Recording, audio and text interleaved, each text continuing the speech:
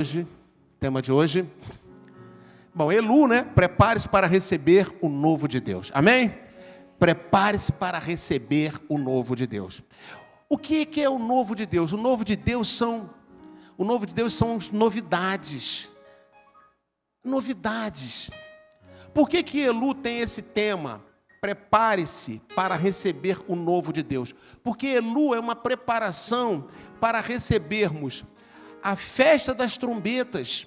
Assim que terminar o mês de Elu, começa o mês de Tisri, que é o sétimo mês do calendário bíblico. Sétimo mês. Aí, no primeiro dia do mês, é festa das trombetas. Também conhecida como Rosh Hashanah para os judeus. Cabeça do ano. É o começo do ano civil para Israel. É o mês de número 1 para Israel.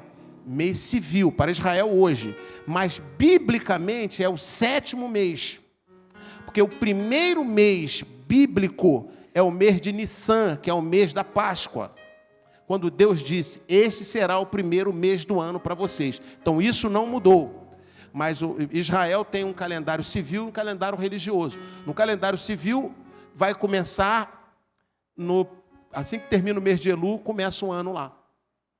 O ano novo. Você vai ver nos jornais, nas reportagens, né? Ano novo em Israel, Rosh Hashanah, cabeça do ano. E nós vamos estar celebrando o quê? Festa das trombetas. Falamos do Rosh Hashanah também, mas o principal para nós é a festa das trombetas. Então, Elu é uma preparação para o novo de Deus. O novo de Deus é a festa das trombetas que vai chegar. 10 dias depois, o Yom Kippur, que é o dia do perdão, tremendo, que vai chegar. E mais 5 dias depois, ou seja, no dia 15 do mês de Tisri, com uma lua cheia, porque dia 15 do mês de bíblico é lua cheia, vai estar começando a festa dos tabernáculos. Amém? Então, essas novidades são anunciadas por Elu. Então, Elu está trazendo o novo. Agora, vamos olhar para a nossa vida como crentes. Das 7 festas bíblicas, 4 já se cumpriram. Já se cumpriu Páscoa, já se cumpriu primícias, Páscoa, pães asmos, primícias, e se cumpriu Pentecostes. Tudo isso aconteceu na vida da igreja, as 4 festas. As 3 últimas, que é exatamente trombetas, Yom Kippur e tabernáculos, ainda não aconteceram no mundo. Ainda estamos esperando, está todo mundo esperando, tanto os judeus quanto a igreja, está todo mundo esperando isso acontecer, a profecia se cumprir, porque Páscoa já se cumpriu, as 4 já se cumpriram, então essas 3 estão para se cumprir. Essas 3 são uma novidade que vem, muita coisa nova que vem arrebatamento, vem Jesus de volta à terra, vem reino milenar com tabernáculo, então vem muita novidade aí. E Elu todo ano está anunciando essas novidades. Amém? Mas como Elu tem essa palavra profética de se preparar para receber o novo, não é só esse novo, essas grandes novidades que nós esperamos. Nós aproveitamos Elu para também receber aquelas novidades que queremos que aconteça na nossa vida. Amém? Aquela novidade na vida do seu filho, aquela novidade na sua casa, aquela novidade nos seus sonhos. Essas novidades, Elu é um tempo de nos prepararmos para receber coisas novas. Sabe, entenda uma coisa, o crente, ele vive de novidades. A novidade não faz parte da vida do crente. A novidade é a vida do crente. Aquele que está em Cristo, nova criatura é. As coisas velhas já passaram, e eis que tudo se fez novo. 1 Coríntios 5, 17. 2 Coríntios 5, 17.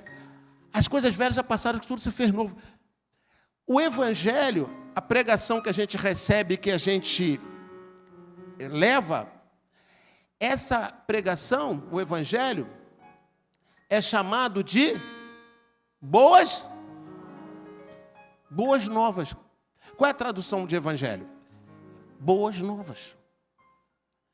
O que é boas novas? Novidades. Então nós estamos envolvidos em novidades. Sabe por que o crente vive muito? Inclusive já teve uma pesquisa, não científica, mas uma pesquisa básica, que fizeram nos Estados Unidos, várias igrejas e tal. Pesquisas simples, né? Simples. E viram que os crentes vivem mais. Vivem muito. Sabe por quê? Porque o crente, ele é uma novidade, e ele está sempre numa expectativa de coisas novas. Sabe? Às vezes eu tenho que me segurar um pouco para não atropelar sonho em cima de sonho. É muito sonho. Por que a gente pode sonhar? Porque a gente tem que ter expectativa de longas datas. Habitarei na casa do Senhor por longos dias. Viverei e não morrerei para ver a glória do Senhor. Você pode dar um aplauso ao Senhor?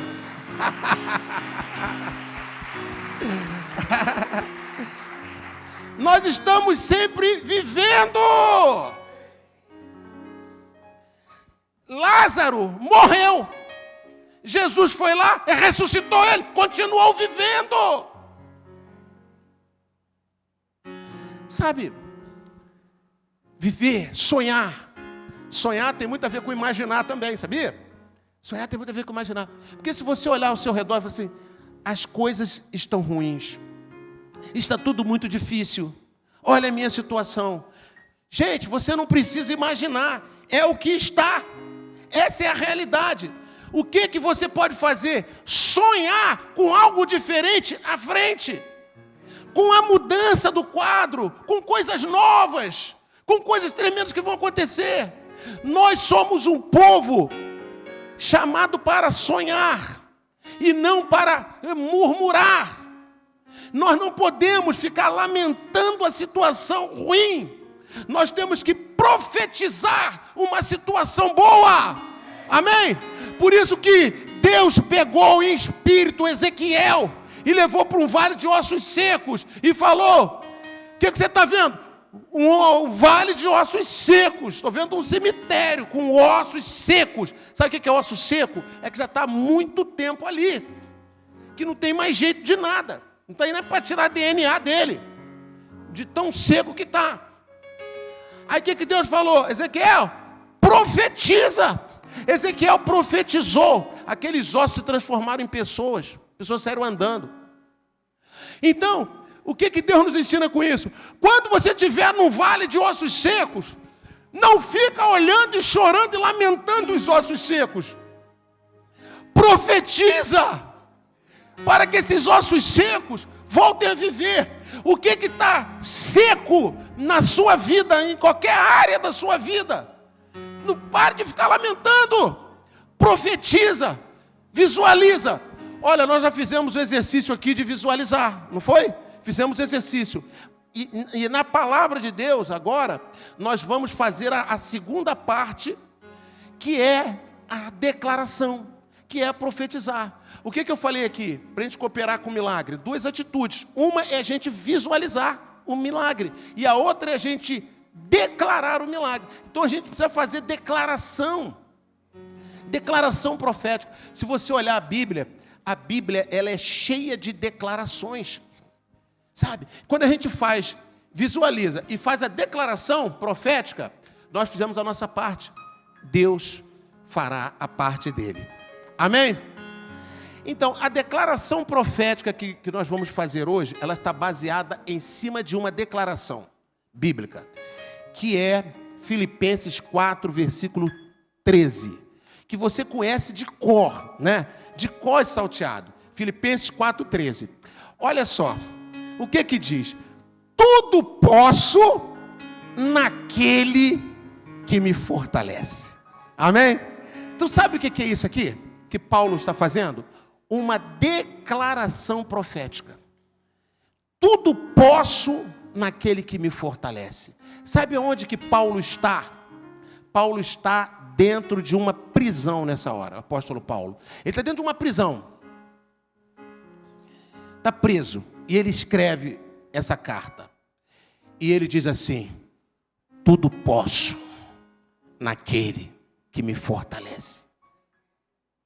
Ele faz uma declaração. E essa declaração profética, ela vem para nós.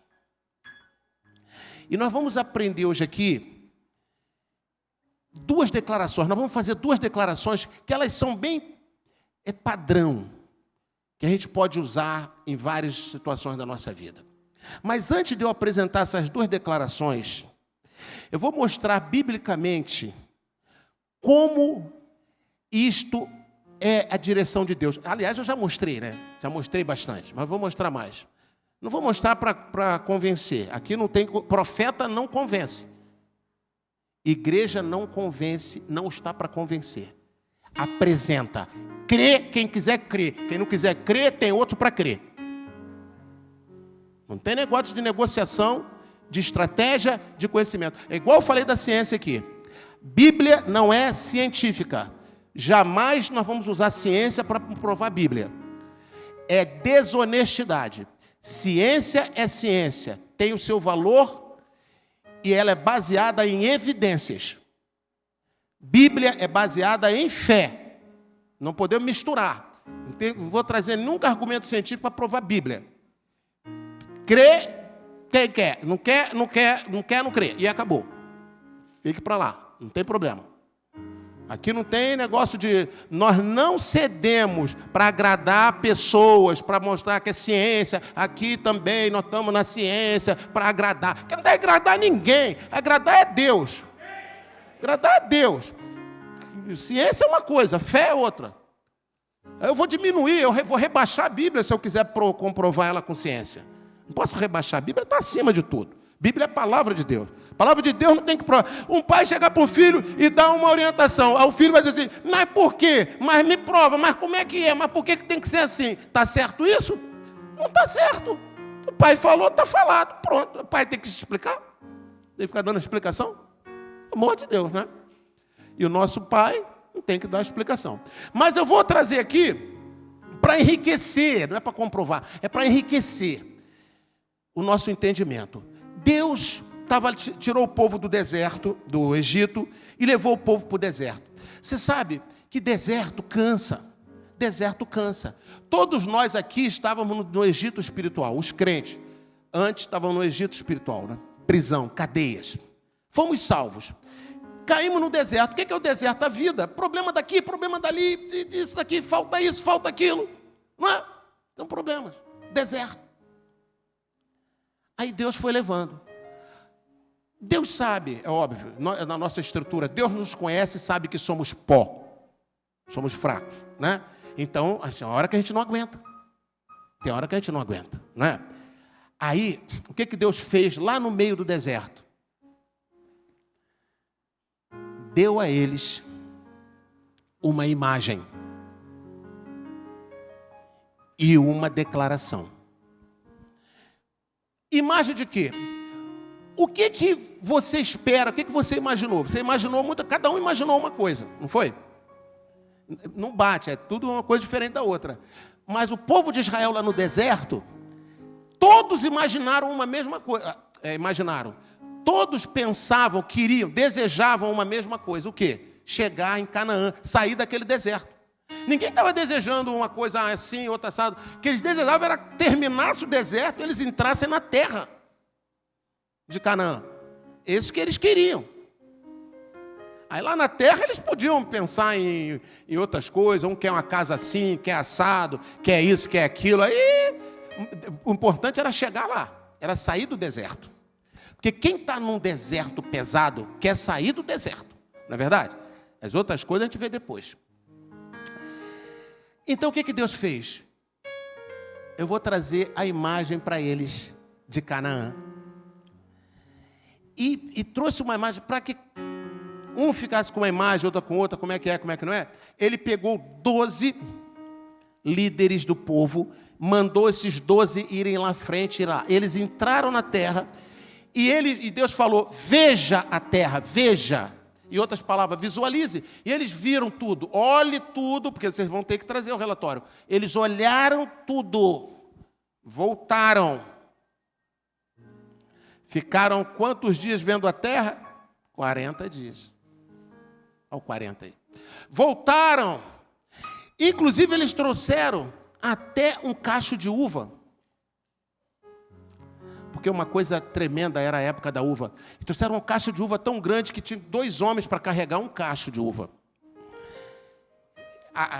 É uma visualização, sabe, tão real.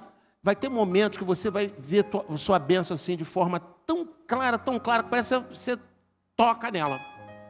De tão real que vai ficar. Amém? De tão real. Você sabe, quando você era criança, quantos aqui já foram criança? Amém. Glória a Deus. Que bom. Tem gente que cresce, faz essa pergunta, você pensa assim, ele está fazendo uma pergunta ilógica. Não. Tem muita gente que esquece que foi criança. Normalmente ficam rabugentos. E rabugentos até com criança. Então, não fica não. Lembra que você já foi criança. Então,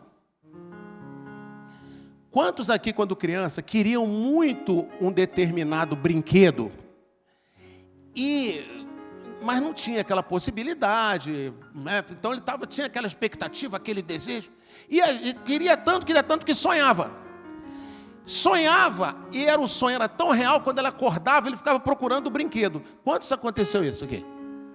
Meu Deus, um monte de normal. A todos vocês que levantaram a mão, vocês já estão liberados, tá?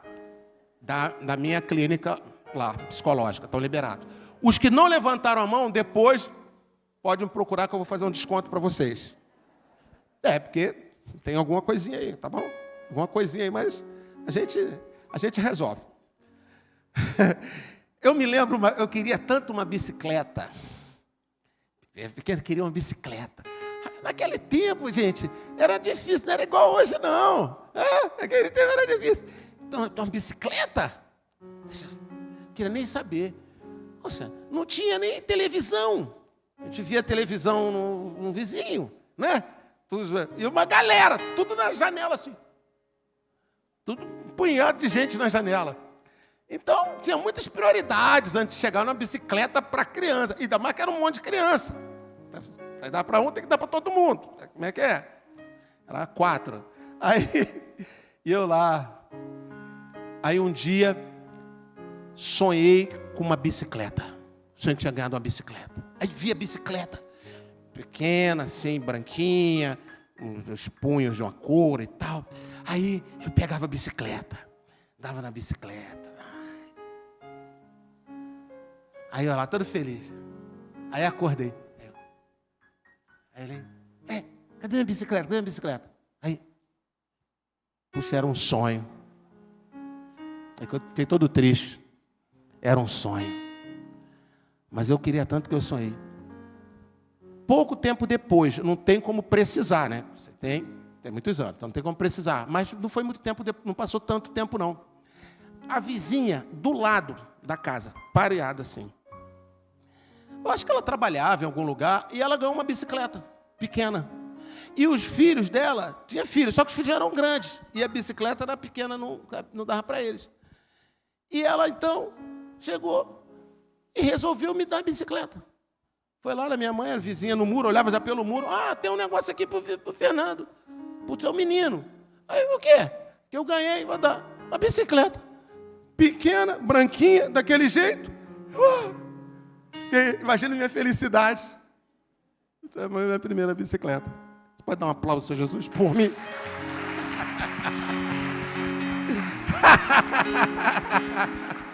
Ai, que legal, né, gente? Uma criança. Quando eu sonhei, o que eu fiz? Eu imaginei, mas com tanta certeza que eu procurei depois. Isso aí construiu no céu. Construiu. Quando constrói no céu, se materializa na terra.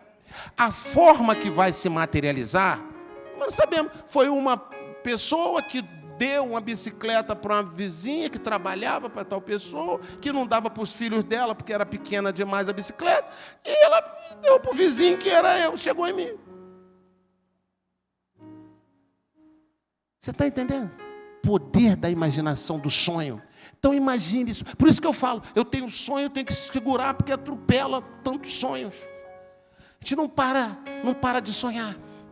Não para de sonhar. Sabe? Você lembra, pastora Adriana, cadê a Liliane? Está aqui hoje, não? Liliane está aqui. Lembra quando o filho dela veio? É filho dela? O Lucas, que eu apresentei, né? Bebezinho, apresentei aqui. Está grandão. Quantos anos ele tem? Mais ou menos. Uns 20 anos já, né? Aí apresentei aqui, bebezinho. Claro que eu não vou lembrar. Não sei quem é. Aí ele veio. Oi, senhor, Lucas, tudo bem? O senhor está a mesma coisa. Claro. Eu podia só completar para ele assim. É que eu sonho. Então, quem sonha não envelhece. Porque tem muita coisa para realizar. Se lembra de Caleb? Ele teve a visão. Caleb teve a visão. Essa visão do povo de Israel quando viu a terra. Ele tinha 40 anos, né? 40 anos. Ele disse, e agora ele estava com 85 anos. E ele falou para Josué, eu estou tão forte como eu estava quando eu tinha 40 anos, quando vi a terra e Moisés me prometeu esse pedaço, que é nas montanhas, com gigantes, e é esse pedaço que eu quero. Eu estou com 85 anos, mas eu estou com a mesma força de 40 anos. Por quê? O sonho, ele para o tempo para nós. Quando você sonha, o tempo para. Pode passar os anos, se for anos, né? Às vezes Deus nos dá algo que é amanhã, é nessa semana, às vezes é ano, depende de Deus. Não depende da gente, depende de Deus. Mas o tempo para. Quando você chega lá, o tempo passou, mas você não. Amém? Amém? O tempo passou, você não. É impressionante. É tremendo. Aí o povo foi lá, viu a terra. Voltou. Qual era a missão que o povo tinha? O que o povo tinha que... O que aqueles 12 tinham que levar para o povo de Israel? Duas informações. Uma, visão e declaração. Qual era a visão? É mostrar, olha, a terra é assim, tem isso, isso. Inclusive eles trouxeram a uva, ó. O pé de uva lá é assim, olha. Olha o tamanho da uva. Isso é visão. Para eles verem, eles lá no deserto, puxa, tem tanto, não sabemos quanto tempo ainda tem para a gente avançar nesse deserto, mas com a visão que a gente recebeu, o tempo vai ser curto. A gente vai flutuar. Porque, gente, olha uma uva dessa. Imagine os outros frutos. Aí eles vão falando, ó, tem mais esse fruto, tem mais aquele, tem mais aquilo. Aí pronto. Quando eu ver, ele ia chegar lá. Porque quando a gente tem uma visão e estamos certos que vamos receber aquilo, sabe, o tempo voa, o tempo passa rápido, sabe? Agora, quando não tem a visão, você olha e você vê só o seu deserto, não tem visão nenhuma na frente, você não sabe se vai acontecer algo, se acontecer, como vai ser. Pronto, aí você olha para o deserto, você começa a definhar. Aí você não tem sonho, você envelhece, você adoece, você morre. Entendeu? Mas isso não vai acontecer com nenhum de nós aqui. Porque Deus tem nos dado visões. Aí os 12 chegaram com esses 2 trabalhos que Deus deu. A ministração de hoje é exatamente nos ensinar o que aqueles 12 tinham que fazer. Aqueles 12 tinham que apresentar uma visão. Eles fizeram. Até aí tudo bem. Apresentaram. Cacho de uva, tudo. Foi o treinamento que a gente fez aqui, no início. E a segunda parte, declaração, onde eles pecaram. Porque na declaração, 10 deles disseram assim, realmente a terra é boa. Realmente, onde a gente vai é bom, olha o tamanho da uva, a visão é boa. Só que é o seguinte, a gente não tem como tomar posse daquela terra. Aí vem a declaração. Não temos como tomar posse daquela terra, porque lá tem gigantes, eles são muito fortes, tem exércitos fortificados, é demais para nós. Nós não vamos conseguir tomar posse daquela terra. Essa foi a declaração. Então, uma visão maravilhosa, uma declaração de derrota. Com declaração de derrota, nós não alcançamos a nossa vitória. Pode anotar aí. Com declarações de derrotas, nós não alcançaremos as nossas vitórias. Ok? Então, as nossas vitórias, elas dependem de uma visão daquilo que a gente deseja e de uma declaração de que a gente vai conseguir. Então, eles 10 disseram isso. Disseram que fizeram declaração negativa. Josué e Caleb fizeram declaração positiva e disseram: nós vamos conseguir sim, porque Deus falou que nós vamos conseguir. Olha só, Deus falou que nós vamos conseguir, então nós vamos conseguir. Só que pesou a população, como se fosse aqui. Imagine, vem aqui 12 para falar para vocês, para dar uma palavra. Aí, 2 falam assim, 2 líderes aqui falam: olha, nós vamos conseguir, Deus nos deu e tal. 10 falam assim: não vamos conseguir não, gente, não vai dar, é pesado demais, tem gigante, tem isso, tarará. O que vai pesar mais? 2 ou 10? 10 pesa mais. Aí o povo começou a chorar, e o povo recebeu a declaração dos 10, e falou: não vamos conseguir. Começou a chorar, sabe por quê? Estamos no deserto, e no deserto vamos morrer. Porque a pior coisa que tem é você acreditar na mentira de Satanás de que você vai morrer no deserto. Deserto é caminho para a sua conquista. Deserto não é lugar permanente. Se fosse lugar permanente, Deus não mandaria construir tenda e nem faria tabernáculo. Mandaria construir o templo e casas de pedra. Por que tendas que vamos comemorar na festa de tabernáculos? E por que um tabernáculo? Por que tinha que desmontar o tabernáculo e montar de novo? Porque Deus estava dizendo para eles: deserto é passagem.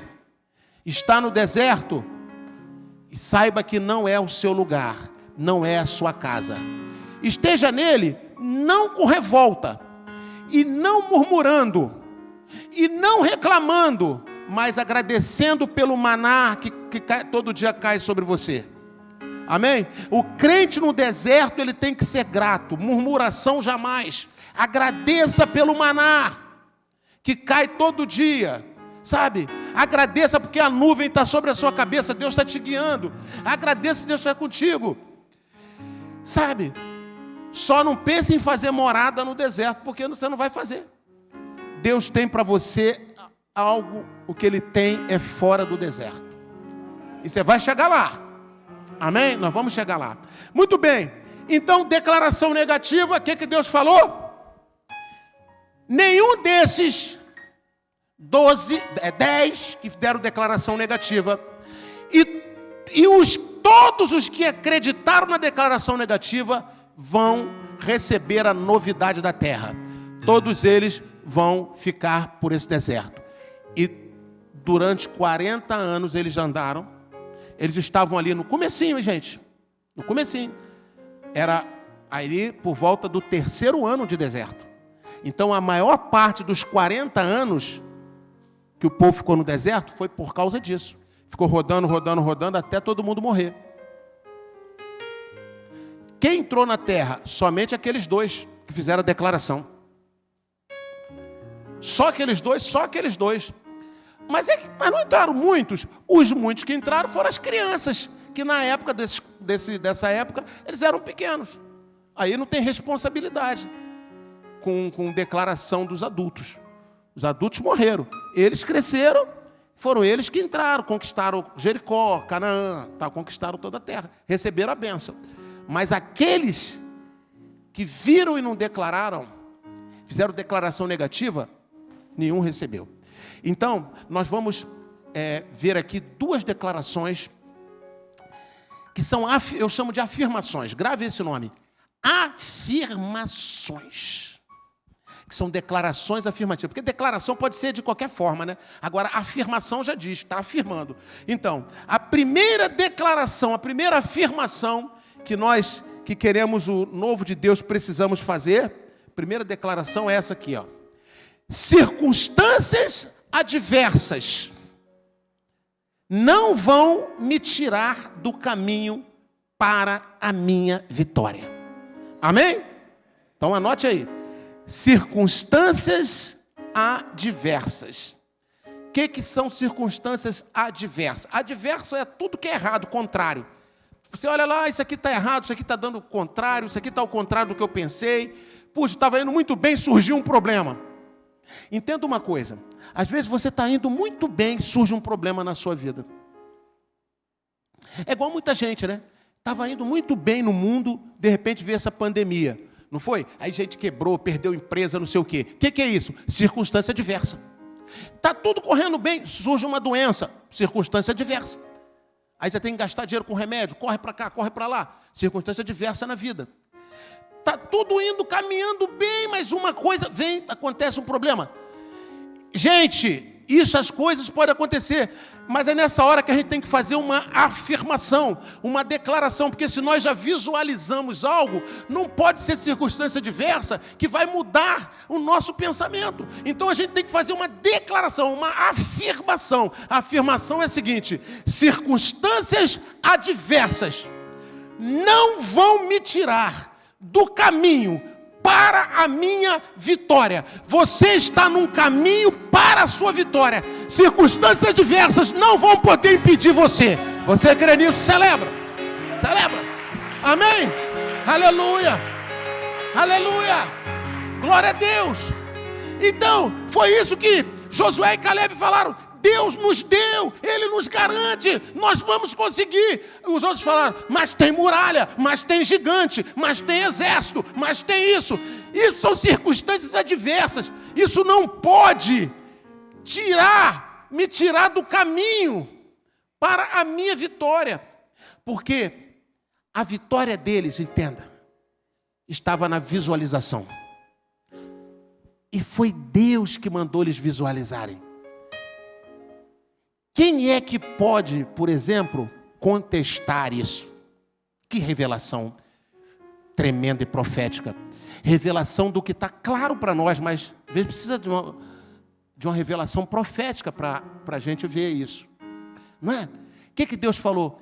Mande os 12 para ver a terra e voltar e trazer um relatório para o povo. O que Deus está falando? Ver, gente, visualizar.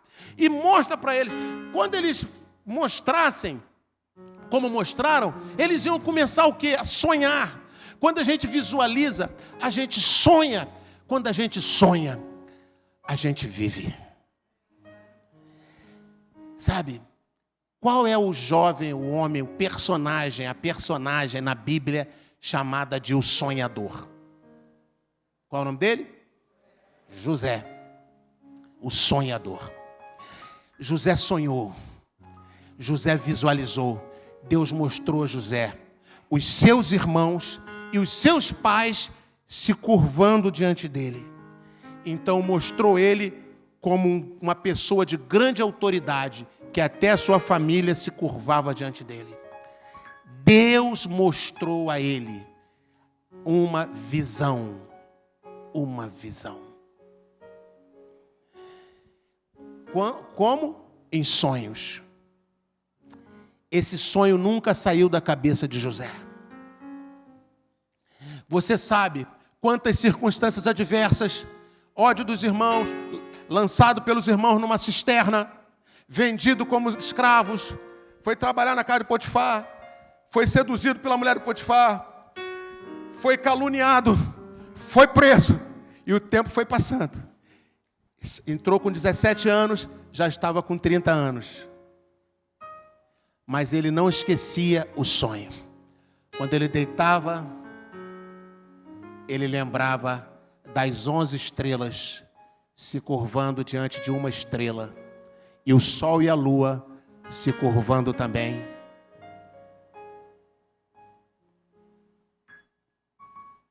E um belo dia, ele ouviu assim do carcereiro: José,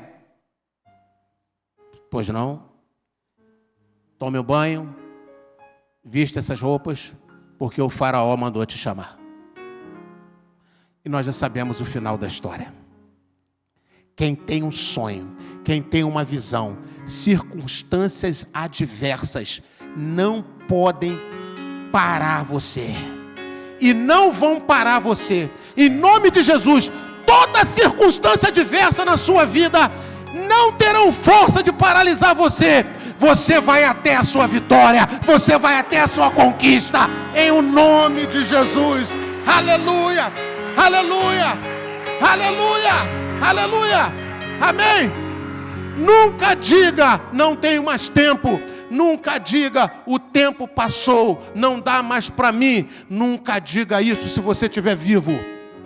Entenda uma coisa: o relógio dos homens é um, o relógio de Deus é outro. No mundo tem convenções. O que é convenções? Nós convencionamos uma coisa e dizemos as coisas, o certo é assim, mas é convenção humana. Então se convenciona idades, por exemplo, idade para mercado de trabalho, idade para isso, idade para aquilo, idade para fazer isso, idade para fazer não sei o quê, idade para estudar, tudo convencionado, tudo convencionado, convenções humanas. Deus não trabalha com isso, com convenções humanas. Para Deus, Ele olha a sua vida. Entenda uma coisa, Deus não olha a sua idade. Deus olha a sua vida. Deus chamou Samuel quando ele tinha 3 aninhos. Era pequenininho. Deus chamou Samuel. Deus chamou Moisés quando ele tinha 80 anos. Deus não está nem aí para a idade. Deus não está nem aí para a idade. É a chama da vida. A chama da vida está tremulando dentro de você? Se a chama da vida está tremulando dentro de você, a qualquer momento Deus te chama para uma missão.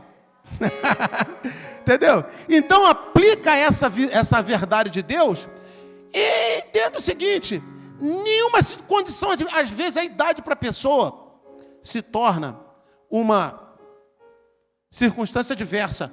Por que adversa? Ignore isso. Ignore. E faça o que você tem que fazer. Faça dentro da direção de Deus. Amém?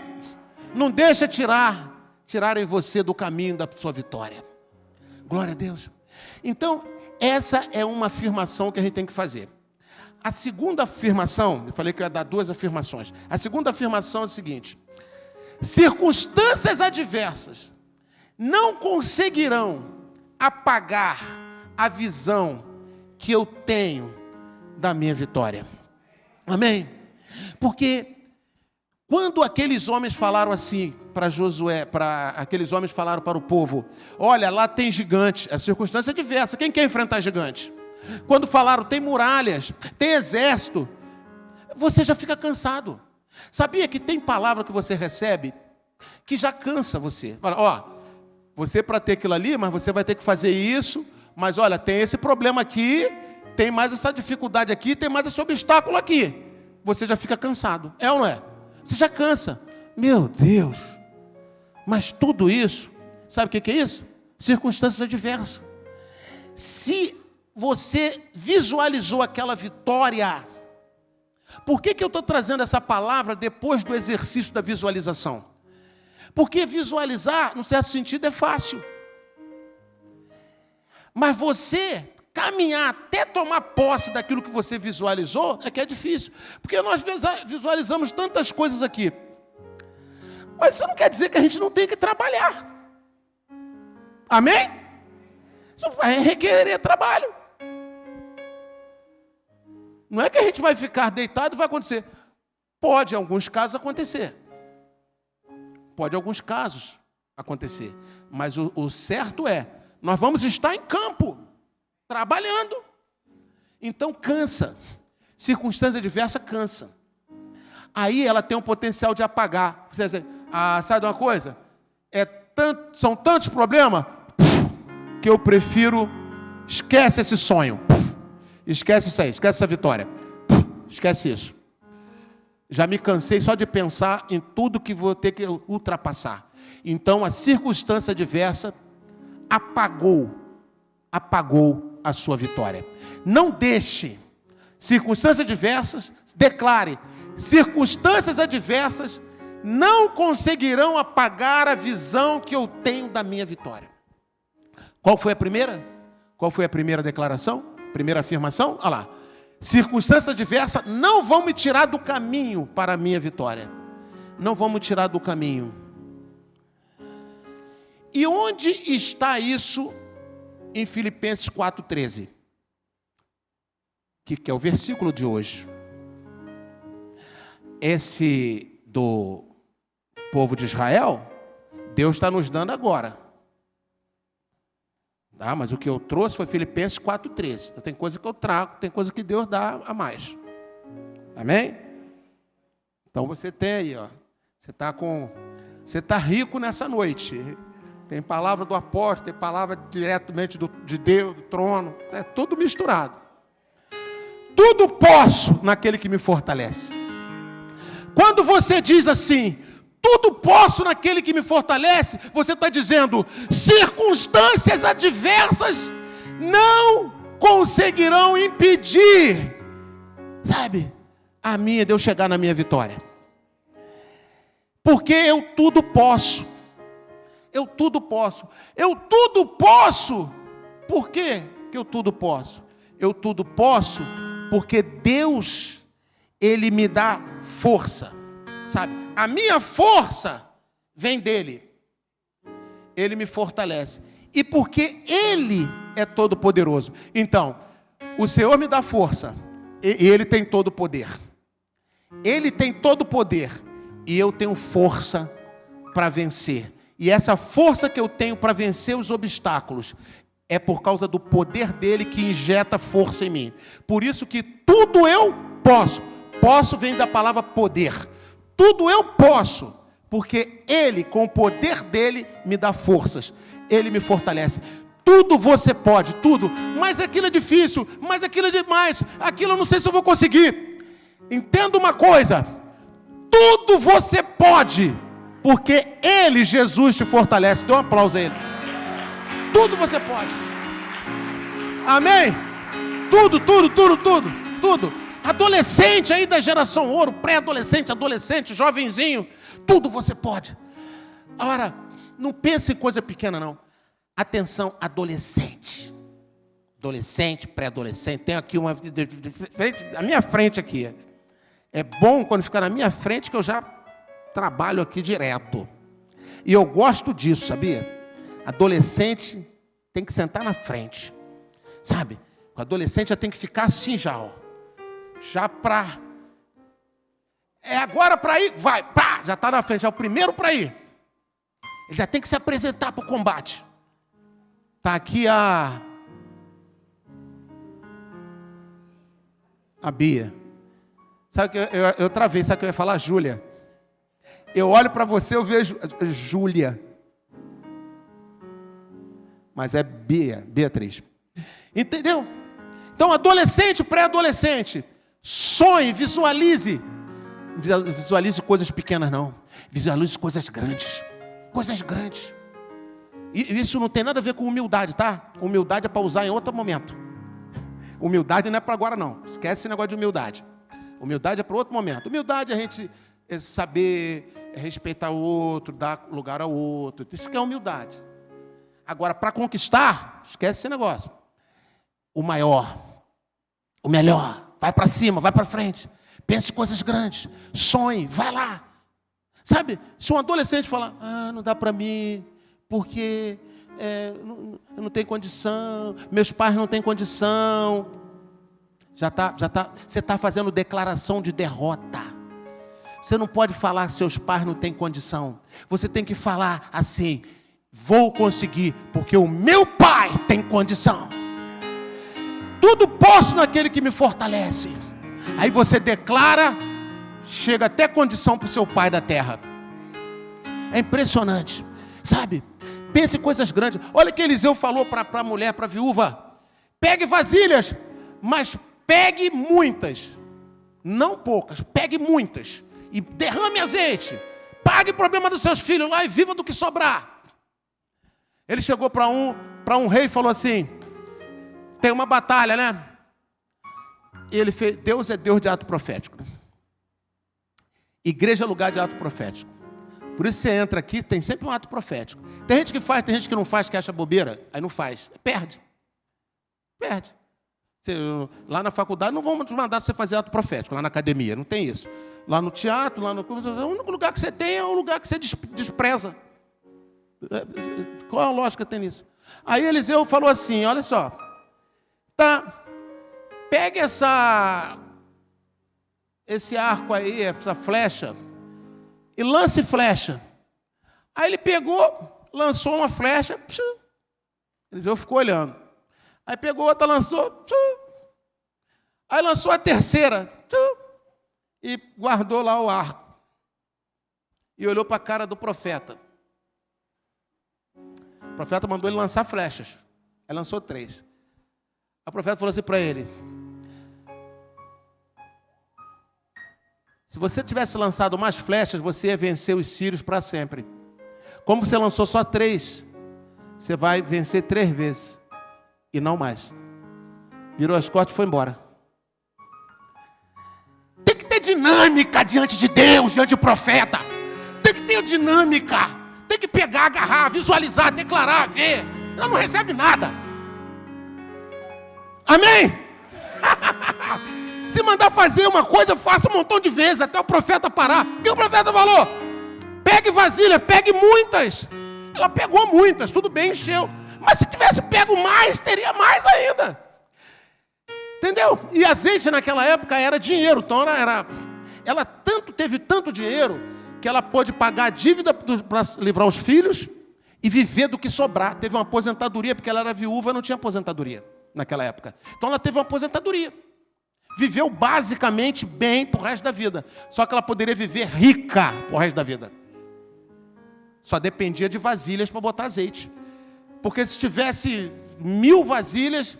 Porque o azeite não para. Por quê? Ele não para. O que vem do céu, do celeiro da provisão de Deus, é inesgotável. O que parou não foi o azeite. O que parou foram as vasilhas. Então, vasilha para nós agora chama-se fé. Então, deixa eu trazer um versículo para vocês, para a gente fechar. Porque a minha vontade aqui é a gente ir até de manhã. A gente já sair daqui agarrado com a nossa bênção. A vitória já chegar aqui mesmo. A gente já sair com ela embaixo do braço. Mas como a gente tem que parar, porque amanhã é dia de trabalho, etc, a gente tem que parar. Mas a minha vontade era a gente ficar até fazer igual Jacó. Jacó disse: não te deixarei enquanto não me abençoares. E o que Jesus falou para ele? Agora eu tenho que ir, porque já amanheceu. Ele ficou a noite toda agarrado. Já amanheceu. Toma a tua bênção. Recebeu a bênção e foi. Saiu dali, ficou a noite toda no culto. Saiu mancando, mas agarrado com a bênção dele. E a bênção está até hoje aí com ele. Dá um aplauso, Senhor Jesus. Oh, meu Deus! Oh, meu Deus! Aí a gente vai para o culto. Antigamente era assim, tinha um relojão ali na frente do pastor, para ele não passar da hora. Quando estava perto da bênção ser liberada, batia o ponteiro, pá! Fechava a Bíblia, acabou o culto, ia embora. E irmãos também, olhando para o relógio. Os irmãos, chega a certa hora, o irmão começava a olhar para o relógio assim, para o pastor. Olhava para o pastor e olhava para o relógio. Oh, meu Deus, ainda bem que acabou isso, né? Glória a Deus, acabou isso. Acabou isso. Então, o texto, para a gente fechar aqui, está lá em Hebreus 11:1. Olha o que Hebreus 11:1 diz, gente. Hebreus 11:1 diz assim, olha lá. Ora, a fé é a certeza daquilo que esperamos e a prova das coisas que não vemos. Se o que eu tenho falado até agora, falei aqui, parece meio estranho, esse versículo é muito mais estranho. Porque como que a fé, como é que a gente pode ter certeza daquilo que a gente espera, e chama isso de fé, e você provar que aquilo existe quando você não consegue ver. E você chama isso de fé. Olha, essa palavra certeza é uma palavra que no original dela significa substância. Aqui traduzido por certeza. Substância, é uma matéria-prima. Matéria-prima. Então aqui está dizendo, a fé é uma matéria-prima. A fé é uma matéria-prima daquilo que você espera. Então, você não visualizou? Então, preste atenção. Quando você visualizou, você viu, e depois você vai treinar isso em casa também, você começa a ver, e você não imagina. O que eu vou te falar agora, você talvez não tenha imaginado ainda. Quando você começa a ver, você está estruturando algo. Certo? Então, quando você começa a ver, você está estruturando. Só que você não está vendo por ver. Se eu falar assim para você, veja, imagina um elefante rosa. Rapidinho, imaginou? Pronto, você imaginou. Foi? Imaginou um elefante rosa. Tranquilo. Mas isso aí é só uma imaginação. Só você lembrou ali.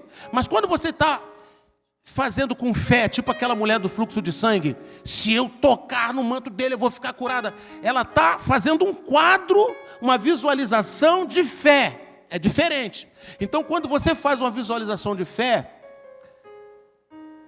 você está com certeza daquilo, não é? A fé é a certeza. Essa certeza é substância no original. Pode pesquisar no Google. Hoje em dia não tem mais nada que... Você não tem como falar nada que não seja. Só a pessoa vai lá no Google e descobre. Essa palavra certeza é substância, matéria-prima. Quando você está visualizando, você, sem perceber, está construindo. É substância. Você está construindo, que não existe. Aí, por isso que é prova das coisas que não vemos. Por isso que aquele irmão falou para o pastor assim, pastor, aqui é minha casa, aqui é a porta. O pastor falou assim, ué, mas eu não estou vendo nada. Era prova. Era prova. A prova das coisas que não vemos. As pessoas não vão ver, mas você vai ver. Amém? As pessoas não vão ver, mas você vai ver. Aí eu me lembro daquela ilustração que eu contei uma vez para vocês aqui. Não tem nem a ver com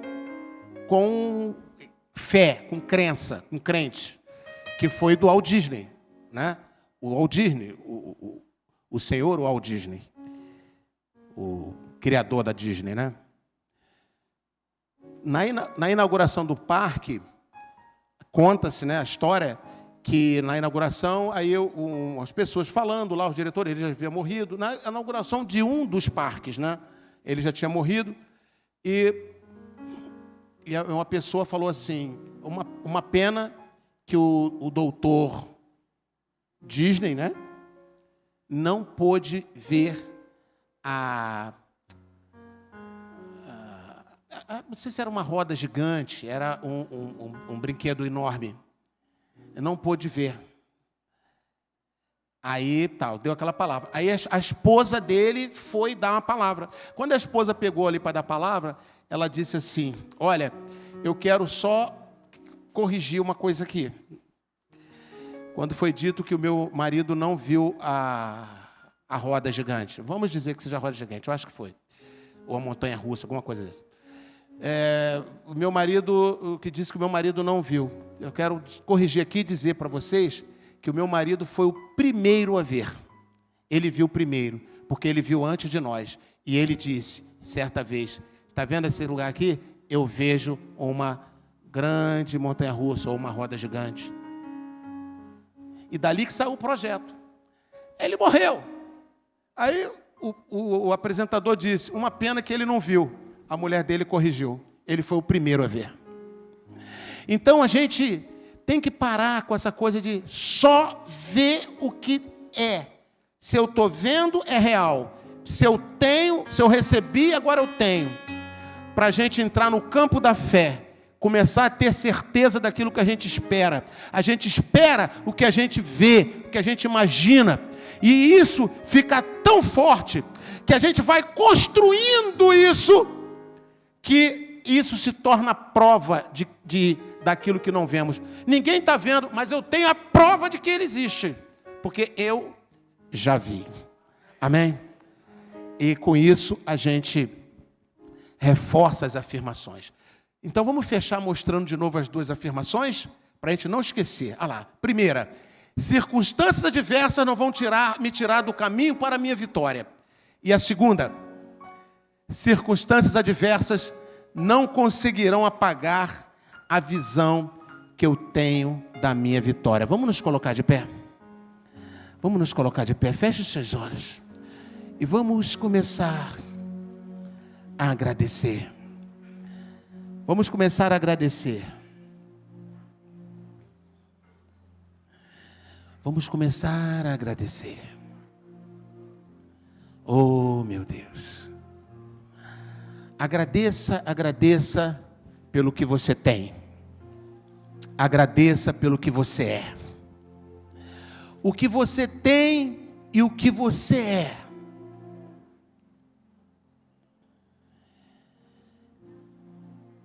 Deus está te ajudando, está com você. Mas Deus tem mais para você. Deus tem mais para nós. Deus tem, no final de tudo, os céus para nós. E eu gostaria que você visualizasse, sabe? Porque a palavra de Deus diz que nós estamos assentados com Cristo nas regiões celestiais. Vez por outra eu fico pensando nas regiões celestiais, sabe? No assento. Como é que é esse assento? Como é que são os anjos passando por ali? O trono de Deus.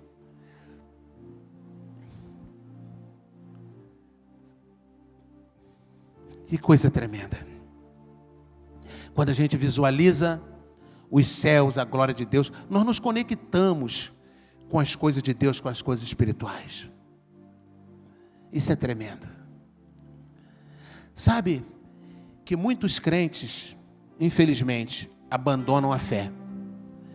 São aqueles que são chamados de afastados ou de desviados. E eles falam para a gente: ah, eu já fui crente, hoje eu estou afastado. Eu já fui da igreja tal, eu estou desviado. Se afastou de quê?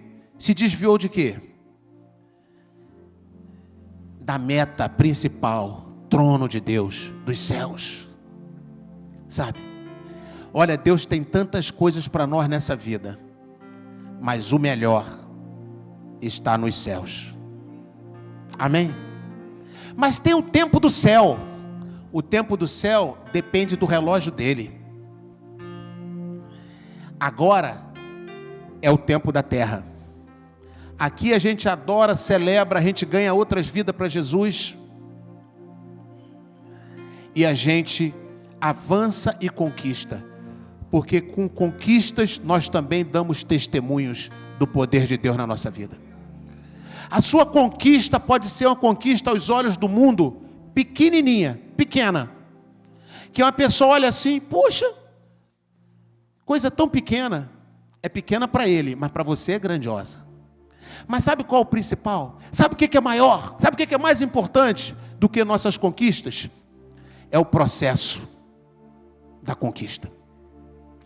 Não importa o tamanho da sua conquista, importa o processo que você usa para conquistar. E o processo é visualizar, crer, usar a fé, Hebreus 11:1. E o processo também passa por afirmações de fé. Dizer que circunstância nenhuma vai te parar. Você vai estar do lado de pessoas, entenda isso. Você vai estar do lado de pessoas poderosas, ricas e influentes, mas que na hora de uma circunstância adversa, ela vai ficar toda perdida. Aí você vai entrar e vai ajudar a segurar essa pessoa. Você vai mostrar para ela o que é visualização em Deus, imaginação. Você vai mostrar para ela o que é afirmação de fé. E isso vai sustentar aquela pessoa rica e poderosa. E depois ela vai te agradecer. E ela vai poder dizer: eu era tão rico e poderoso, mas eu não tinha a riqueza da fé que você tem. Você se lembra de Naamã? Naamã era rico e poderoso, morava numa mansão lá na Síria. E tinha uma menina pobre, era escrava, serva, trabalhando na casa dele. Era uma menina de Israel, que conhecia a palavra de Deus e conhecia o profeta, conhecia a casa do profeta Eliseu. E ela disse: se o meu senhor aí estiver na casa do profeta em Israel, o senhor vai ficar curado da lepra. Ele tinha uma doença incurável na época, lepra. Ele era rico e poderoso, já estava desanimado, porque não tinha mais o que fazer. A menina fez uma afirmação de fé: se estiver na casa do profeta em Israel, ficará curado da lepra. Afirmação de fé. A Bíblia é cheia de afirmações de fé. Então Naamã visualizou ele sendo curado. Sabia disso? Naamã visualizou ele sendo curado. E ele segurou a afirmação de fé da menina. Com a visualização e a afirmação, ele foi até Israel. Quando ele chegou na casa do profeta, o profeta mandou ele dar 7 mergulhos no Rio Jordão. Aí é que ele deu para trás, porque na visualização dele, o profeta levantava a mão, orava a Deus, tocava na lepra e ele ficava curado. Porque a visualização dele não bateu com o que o profeta Eliseu passou para ele, ele ficou aborrecido, porque ele não era humilde, e ele deu a meia volta para ir embora cheio de lepra. Os servos dele insistiram com ele, e ele resolveu então dar os 7 mergulhos, que era a visualização de Eliseu. Às vezes você chega na casa profética, num lugar profético como esse, e você não tem uma imagem, você pensa uma coisa, e aqui é dado uma outra coisa para você fazer. Porque nem sempre o que a gente visualiza é o que Deus tem para nós. O importante é visualizar, sim, mas mais do que visualizar, é confiar em Deus. Se Deus mudar, der uma outra coisa. Porque a gente visualiza, isso é a forma humana nossa. Você vê uma coisa, mas Deus já tem outra. Amém. O importante é que você trabalhou a visualização. E o importante é que você fez uma declaração de fé. Olha só, qual foi a declaração de fé que a menina deu para Naamã? Se estiver com o profeta em Israel, ficará curado da lepra. Isso é uma declaração. Uma declaração de fé. Isso é uma afirmação de fé. Isso não muda. A afirmação de fé não muda. Você afirmou, e daqui a pouco você vai afirmar claramente com a sua boca. E uma afirmação não muda. O mundo espiritual recebe a afirmação e cumpre a afirmação. Ele ia voltar. Como é que ele ia voltar? Se ele tinha recebido aquela palavra de fé, ele ia voltar. Que bênção que ele não voltou. Aí ele foi e deu os 7 mergulhos. Só mudou um pouquinho a forma. Ele visualizou o profeta botando a mão nele, mas o profeta disse que era para ele mergulhar no rio. Pode ser que você tenha visualizado alguma coisa aqui, pode ser que venha um pouquinho diferente, mas pode pegar. Pode pegar. Só mudou um pouquinho. Mudou para melhor. Porque na visualização dele, ele ficava curado da lepra. Na visualização dada por Eliseu, Ele não só ficou curado da lepra, como a pele dele rejuvenesceu, ficou como de criança. Então o que Deus nos dá é o que a gente quer, só que melhor. Ah, eu perdi algumas coisas, porque Deus tem o melhor. Você quer ficar curado com a pele de 40 anos?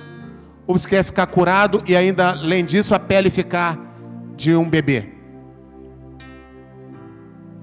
O que Deus tem para você é melhor. É o melhor. Então agora, com a sua boca, você vai fazer as 2 declarações de fé. Todos nós vamos fazer. Vamos lá, a primeira. Não. A primeira declaração de fé. O maná é assim. O maná é assim, tá? Quando você pensa que está na música, está na mensagem. Você pensa que está na mensagem, está na música. É profético, gente. Não é